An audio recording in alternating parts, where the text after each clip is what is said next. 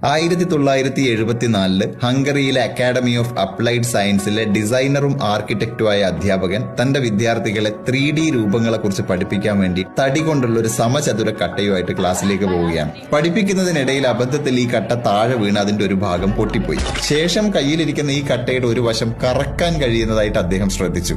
അങ്ങനെയാണെങ്കിൽ ഇതിൽ പലവിധ കോമ്പിനേഷനുകളും പോസിബിൾ ആകുമെന്ന ആശയം മനസ്സിലാക്കി അദ്ദേഹം തന്റെ കൗതുകത്തിന്റെ പുറത്ത് 6 വശങ്ങളിലും പല വർണ്ണങ്ങൾ കൊടുത്തുകൊണ്ട് പുതിയൊരു മാജിക് ക്യൂബ് ഉണ്ടാക്കി.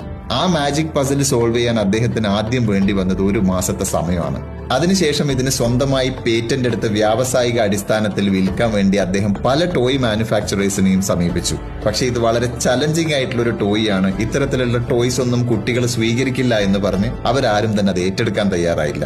അങ്ങനെ 5 വർഷങ്ങൾക്ക് ശേഷം 1979 ഒരു എക്സിബിഷനിൽ അദ്ദേഹം തന്റെ ഈ മാജിക് ക്യൂബ് അവതരിപ്പിക്കുകയും അത് കണ്ട് ഇഷ്ടപ്പെട്ട ഐഡിയൽ ടോയ്സ് എന്ന ടോയ് നിർമ്മാണ കമ്പനി വ്യാവസായിക അടിസ്ഥാനത്തിൽ ഇത് നിർമ്മിക്കാനുള്ള കരാറിൽ ഒപ്പുവെക്കുകയും ചെയ്തു. അതുമാത്രമല്ല, ഇത് കണ്ടുപിടിച്ച ഏണോ റൂബിക് എന്ന ആ അധ്യാപകന്റെ പേര് തന്നെ അവർ ആ കളിപ്പാട്ടത്തിന് നൽകുകയും ചെയ്തു, റൂബിക്സ് ക്യൂബ്. മാർക്കറ്റിലിറങ്ങി 2 വർഷത്തിനുള്ളിൽ 10 കോടിയിലധികം റൂബിക്സ് ക്യൂബുകൾ വിറ്റഴിക്കപ്പെട്ടു. 4,30,000 കോടി കോമ്പിനേഷൻസ് സാധ്യമായ ആ പസിൽ കുട്ടികളും മുതിർന്നവരും ഒരുപോലെ ഏറ്റെടുത്തു. അധികം വൈകാതെ റൂബിക്സ് ക്യൂബ് സോൾവിംഗിൽ ലോക ചാമ്പ്യൻഷിപ്പുകളും ആരംഭിച്ചു.